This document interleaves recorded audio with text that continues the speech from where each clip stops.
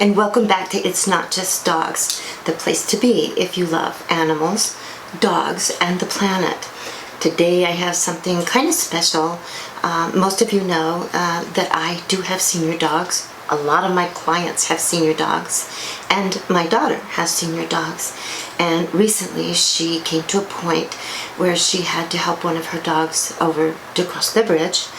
And she did something a little different than she normally does, and she did an in-home euthanasia. And I asked her if she would share that experience. I think it would be helpful for those of us that might be having to look at something like this in the near future. If it's something you'd be interested in, please join us on the other side.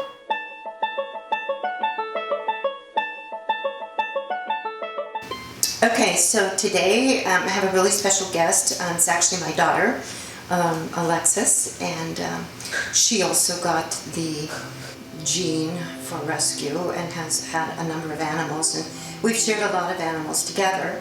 About how many animals do you think we've shared together? Oh goodness, probably 14.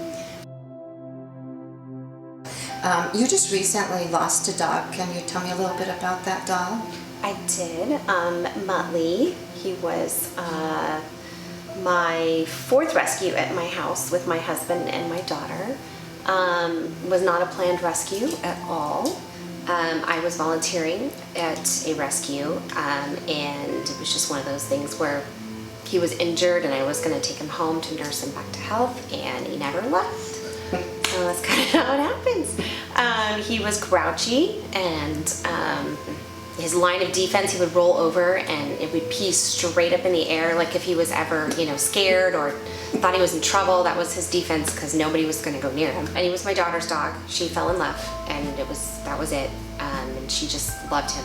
But no matter if he was grouchy or growler, she still felt this immense connection with him. When did you know that it was becoming close to time for him to cross the bridge? Well, it was a surprise, because we thought he had his horrible teeth, and we had to have like 9 taken out last year, and so we assumed that it was a toothache or an infection, or that maybe some more needed to come out. So that's what we went anticipating.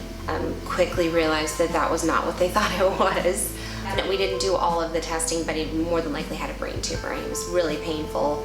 He just held his head funny, he wobbled. It was a quick decline. It was like 1 week. So we didn't really have a lot of time. And she said the next steps were an MRI and thousands of dollars of testing. And on a senior dog, that it may or may not work is a choice that you have to make. And then we made the choice not to put him through that, because he was already in so much pain. It's a difficult choice, but often the kindest thing. It's a hard thing to do, but... Absolutely. Have you ever had an in-home euthanasia? No. And what made you think about that? Well, I've always, thought about that. I just assumed it wasn't available. But this time, I definitely wanted, to ask. I thought to ask, because just the thought of, the 2 vets that we go to, I would never, ever in a million years want my animals to pass in that environment. It's just, not something that I would want to do. They don't like going to the vet, first of all. So I can't imagine that being a good way to end your life. And they don't feel well anyway. They don't, yeah, they're insecure, and I really thought it was just a thing of like, if you had a really nice vet that would do it for you, like if you had a great connection with your vet. Like back in the day, I did have a couple friends that did have that done, but they had that relationship with their vet. So I didn't know it was an actual service until I started doing some research. They gave me, at the vet that I went to, they gave me 2 suggestions. So I went to their website specifically, and then I just kind of did a broader search and looked at reviews, obviously, and just kind of wanted to make the best decision. In my dog sitting business, I can't tell you how often I've been asked that, and it's interesting, as many dogs and cats as we've had, right. Yet that's never really come up as an option. And usually what happens is it's usually traumatic. There's a lot of times you don't have that decision where you're like, can somebody come to my house? It's like, what's happening? It's midnight, you know what I mean? Or it's Saturday or Sunday. It's something that you should think of, like months you know what I mean? When your dog hits 11 or 12, it's just something that you should already be thinking of and planning for, and and It's just such a hard thing to think about, and it's a hard decision to make, and you're never ready. No, Yeah. but I think that there gives some comfort knowing what, if you were to do your research and know what that end is going to look like, instead of, you know, the dreaded, like, you know, I so wish I would have done this, you know, with my previous one, because it was a terrible drive. I hated, you know, the drive there was, you know, is terrible. Yeah. So, and nobody wants to do that, you know. It was amazing. It was just an amazing experience. I wouldn't ever, even if it cost $1,000, I would probably still do it. She was so kind, and yeah, she kind of talks to you and gets a sense of what the situation was like leading up to it. Kind of, I'm sure, investigating for her own moral compass. But we talked for a long time. We talked about the signs and, you know, how sudden, and she felt very comfortable. You know, other people have wanted to meet her prior to, which is perfectly fine, you know, just to come and kind of get an idea of what she's like, what to expect. But I was fine with the over the phone. She gave you that comfort level. Mm-hmm, absolutely, yes, no. She was incredibly professional, and I think it takes a really special person to do that every day, to help people. I can't imagine. You know, at that time, because most people are just so emotional, and to have to witness that, you know, time and time again, takes a very special person. And not be callous, because she wasn't at all. She was very empathetic, and, you know, like, I couldn't do it. I would cry at everybody's house. I would, like, literally, that's not what you're supposed to do.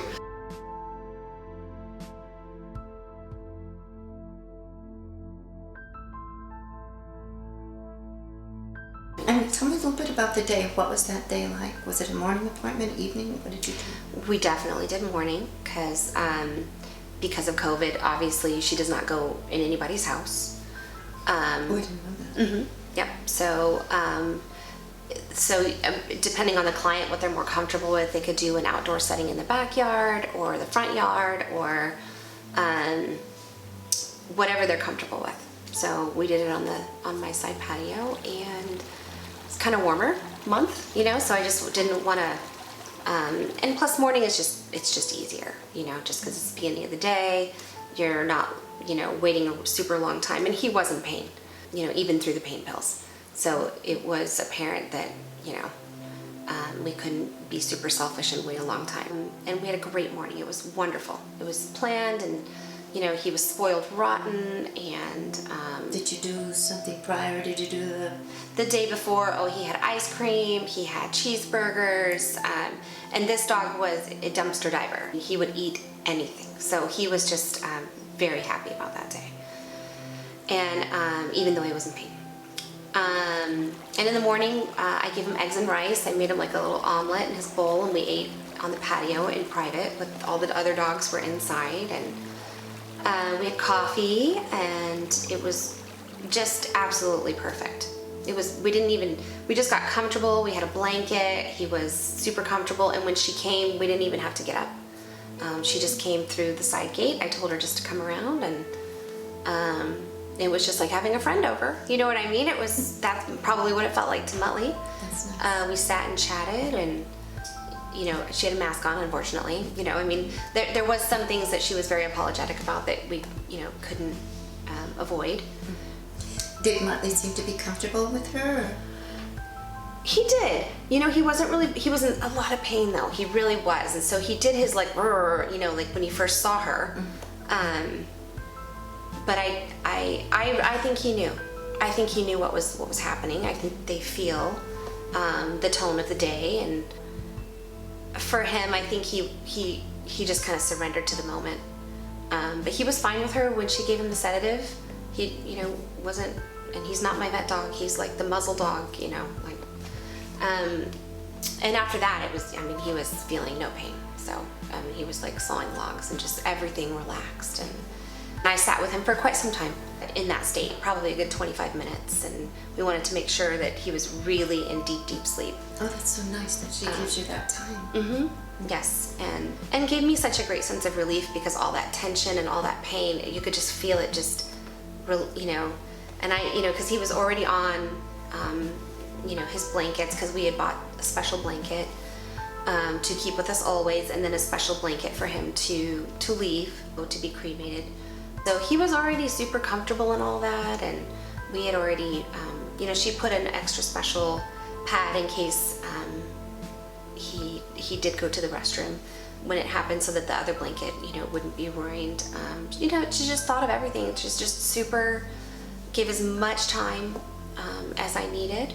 So once the injection happens, she gives us some time, and then she just said, text me when you're ready, and then she would come back. So it was perfect. It really, she also suggested, and I wouldn't have thought of this, but just because I didn't want the other dogs to bother him during his peaceful time, but she said, honestly, it's sometimes better we waited till after the sedative, because then he was asleep. But they literally all just the other one was on top of his head, like on top of my chest. Like they just knew what was happening, and they wanted to be there and to help. And Mikey was right next to me, and so that was, I've never had that experience in all of the other euthanasias. The animal just leaves and they never come back. And she's like, honestly, it helps give them closure as well, because they understand what's happening. And so it's not just like, oh, they went for a walk and never came home. Yeah, So it was really nice for everybody. We just sat, and they could smell. You could tell that everything was enlightened. The other dogs were smelling like something's happening. So they definitely sensed that pheromone. And yeah, we all just sat there and calmly for a good 25 minutes and talked, and I took some beautiful pictures. And then when she came back, I walked with her to the car, and he was all wrapped up in his, like a little, like, swaddle, really, like a baby. He was, and he looked like he was just sleeping. And I put him in the car for her in the back seat, and she had like a little thing to make sure that he doesn't move around when she's driving. And normally she said I would hug you, but I can't. Everything about it was just seamless, and it was amazing. And so would you do this for all your?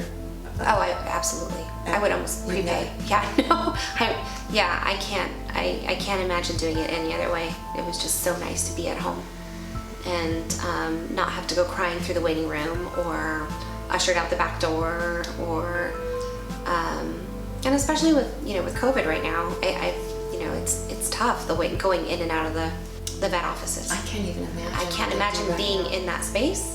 Like mental space where you're upset and you don't want everybody in the world looking at you and tearing up, and so it just alleviated all of that, and it you weren't so stressed about the whole, it just felt like it just flowed and it was supposed to be.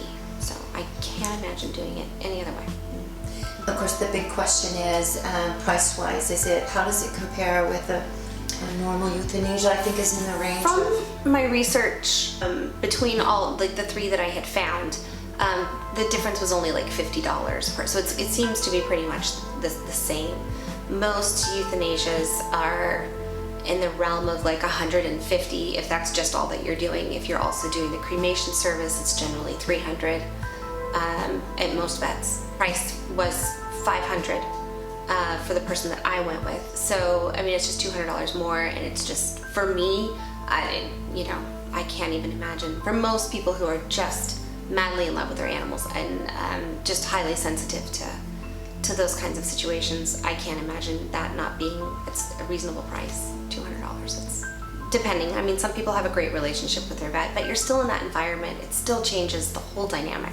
This was the most intimate setting. I mean, it's just, we sat where we would sit always and have coffee and listen to the fountain, and I would want to go that way, in my own environment, and that comfortable feeling as you pass. So I think that is worth anything, in my opinion, for sure. Well, I really want to thank you for sharing. I know it's a very intimate moment, but I can't tell you how many people ask me as a dog sitter. So many of us have older dogs. But it's coming, and honestly, it just gives you a sense of comfort just being prepared for the moment. Right. So it's really nice of you to share your intimate moment. Yes. No. We really appreciate it. I encourage anybody to definitely go to the trouble to at least feel it out and see if it's something that you're comfortable with. So. Well, thank you so much. You're welcome. And rest in peace, Mutt Mutt, right? Yes, Mr. Mutt Mutt. Mr. Mutt Mutt. Thank you. You're welcome.